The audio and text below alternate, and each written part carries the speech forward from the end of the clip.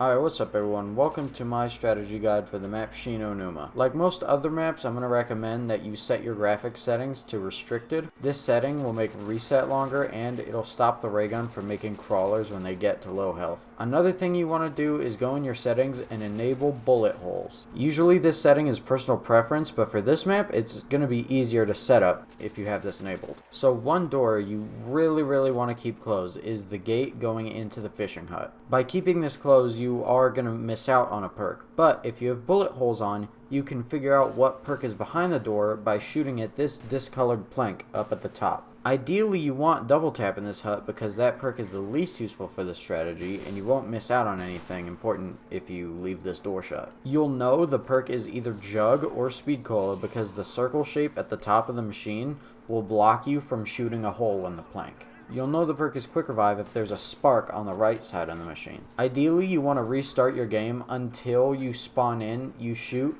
and you don't see a spark and you don't have any hole in the ceiling. That's how you know double tap is in there and you're good to leave the door shut. It's also faster if you leave the first room through the stairs instead of the door, and then you just keep that door shut all game. So for the setup itself, you're going to want the Wonder Waff, Symbol Monkey, and a speed weapon. So that's either going to be your ballistic knives or the dual wield CZs. In your mule kick slot specifically, you want the ray gun. And the reason why you want it in your mule kick slot is so that you make sure that if you die, that gun gets dropped. This is going to sound counterintuitive for the early rounds, but later in the game, once you swap out the ray gun, you don't want to have to spin box for a speed weapon on round 90 or something like that. For your early rounds, you're going to be camping in the comms hut. This room has an electric trap that stays on for 25 seconds and then recharges for 90 seconds.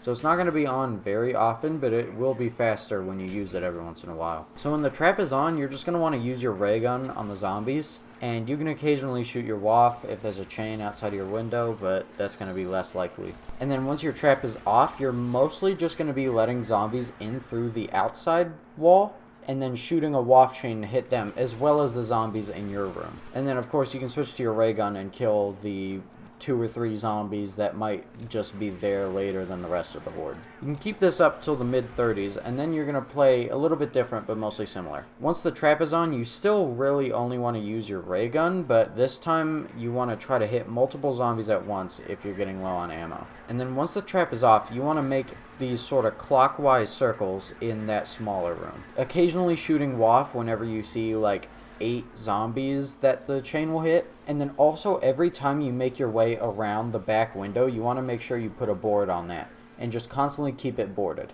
As long as you're killing relatively fast and you're always putting a board on, you won't ever have these guys breach, but even if they do, you can kill them with the waff pretty easy. And just remember for the strat that the waff doesn't really do a good job at saving you.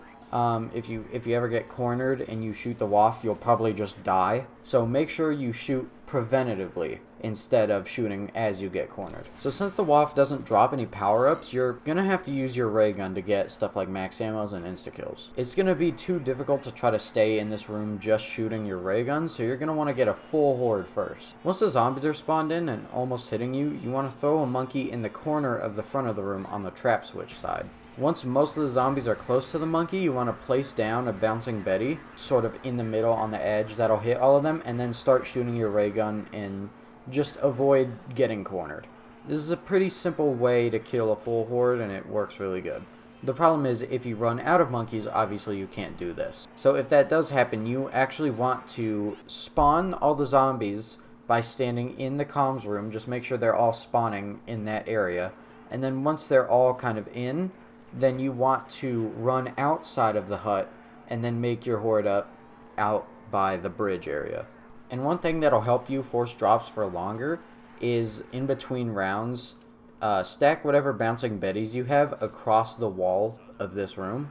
And then later, if you get a full horde and you're really low on ray gun, then you can just run them into some of these betties and kill them on pretty high rounds.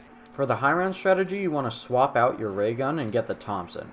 The Thompson is going to be necessary for building up your points to be able to afford the Flogger and stunning the zombies, as you can see me doing a little bit now. You're going to want to start the round at the area where the zipline drops off and walk through the hut to get the whole horde.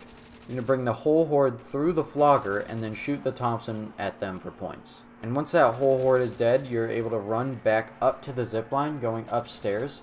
Make sure you hold out your waft just in case there's a zombie there, you know, just be safe. And then once they start spawning again, you want to do the same sort of deal where you drop down and then make your way around the hut. Problem is this time the trap you just hit is going to be still recharging. So what you want to do is you want to buy the other trap switch from the one you did just before. So even though the Flogger is only one trap, these two different switches both have independent cooldowns, which means you can hit one while the other is recharging and just go back and forth. For the most part, you only need to hold the CZs when walking around the hut just for speed, or holding out your Thompson and shooting for points. And hold the waft near the stairs area and upstairs because that's the easiest place to get trapped, although it doesn't happen that often. So that's basically it for the strategy, but if you know anything about what I did in my mob video, you know that the end of this video means I'm advertising now. I just want to say I mostly finished up my Discord server, and I have it in the description now. I didn't want this server to just be dedicated to me and the videos I make. This server is actually going to be basically home to most of the common high round strategies that you'll find, as well as some actual resources for these games. I found that whenever I was pretty new to the community, it was really hard to find my way around and discover some of these certain strategies and some of the different tools that you could use to make your game run better. My goal here is to try to put that all in one place, and I know my demographic is players that are somewhat newer, so I feel like this is a really good idea and a good opportunity, you know what I mean? So I would say at least go check it out, even if you don't use Discord or you don't like to chat, that sort of thing. At least go check it out because there are stuff in there. Like, I doubt you will walk out of that server and not download anything that I have in there. Maybe you will if you're very experienced or whatever. But at this point, I'm kind of rambling. So all I have to say left is also I stream on Twitch every once in a while. And that's it. So thanks for watching.